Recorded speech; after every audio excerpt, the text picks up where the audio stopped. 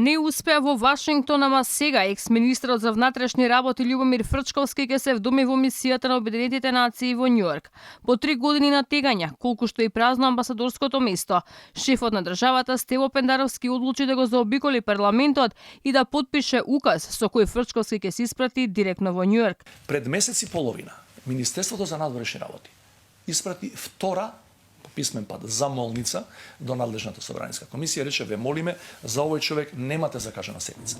Инаку за информација ваши и на вашите гледачи, 8 кандидати за амбасадори во овој ист временски период помина со многу откажување и закажување, но помина и се сеа на своите работни места во ДКП-ата надвор.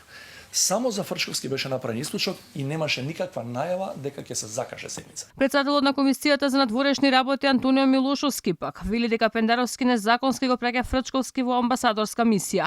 Ваквиот амбасадор во Обединетите нации е нарушување на угледот на македонската дипломатија, а до одредена мера и подценување на ставот на официјален Вашингтон кој веќе го одбил Фрчковски, деците на Милошовски. Ако председателот Пендаровски денес одлучил заради било кои причини незаконито да го упати Фрчковски за амбасадор во Обединетите нации, побрзо, отколку што мислат, ќе дојде денот кога Фрчковски на законски начин ќе биде вратен во земјата.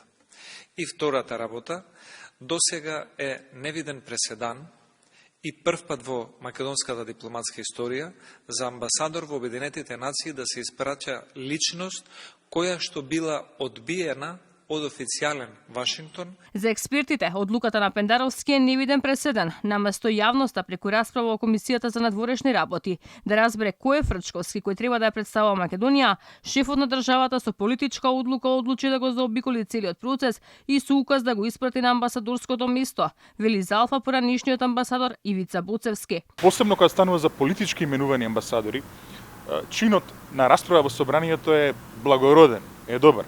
Без разлика што додека се одвива тој чин може да има спротивставени мислења, може да има и критики кои што се остри, кои што се длабоки, кои што се понекогаш и непријатни, сепак на крајот фактот е дека сите членови на Комисијата за надворешна политика во собранието му честитаат на новоимениот председател и на соодветен начин го испраќаат во странство. Од она што во МНР го има како архивска меморија преку дописите од мисијата на Македонија при Обединетите нации од 93 година до денес не е забележан случај амбасадор на која било држава кој бил одбиен за агреман во Вашингтон потоа да биде испратен за амбасадор во Обединети нации.